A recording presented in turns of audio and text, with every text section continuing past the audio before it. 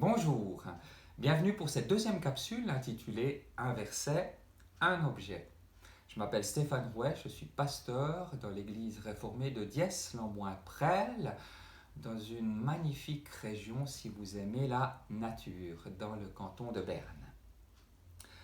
Un verset tiré de la première épître aux Corinthiens où l'apôtre Paul écrit Je remercie sans cesse Dieu à votre sujet pour les dons, pour les grâces qu'il vous a accordées.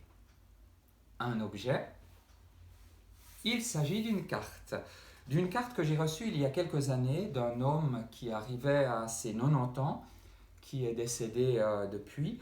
Et cette carte a pour moi quelque chose de très touchant, parce que cet homme qui n'était pas au mieux dans sa santé exprime beaucoup de reconnaissance.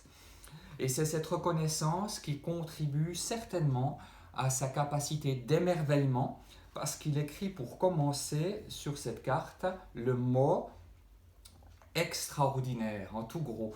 Extraordinaire en faisant référence à cette peinture qui a été réalisée par une personne handicapée avec la bouche. Et puis c'est certainement aussi sa reconnaissance qui contribue à son humour. C'est magnifique. Beaucoup d'humour. Cet homme, il écrit en fait et on voit son écriture qui monte légèrement. Et voici ce qu'il met. Comme vous le voyez, je n'arrive plus à écrire en lié, pourtant l'écriture monte. C'est plutôt bon signe. Grâce à Dieu, le moral est au beau. De la reconnaissance. Comme l'apôtre Paul, au début de ses épîtres, et particulièrement celle, la première aux Corinthiens, l'apôtre Paul écrit à des communautés qui sont en proie à des difficultés, voire des divisions, et il commence par de la reconnaissance. Il ne veut pas oublier les raisons de remercier Dieu pour ce qui est donné et ce qui a été donné. Et je trouve cette démarche essentielle pour nous aussi, parce que nous trouvons facilement des raisons de nous plaindre de ce qui ne va pas, et ces plaintes peuvent venir étouffer nos raisons de rester reconnaissants. Commencer sa journée par de la reconnaissance, c'est prendre conscience de ce qui nous est donné d'une manière tout à fait banale et habituelle. Le fait de pouvoir se lever, de pouvoir manger, d'avoir de l'eau chaude, d'être entouré par des présences.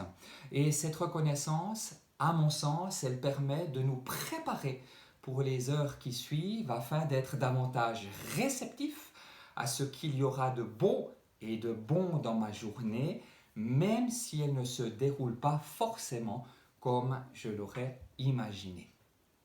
Alors pour terminer, cette parole qui m'accompagne depuis bien longtemps et qui dit ceci, compte les bénédictions de Dieu et tu sauras sur qui tu peux compter et qui tu pourras remercier pour ta vie. C'est avec cette reconnaissance que je vous souhaite une très bonne journée.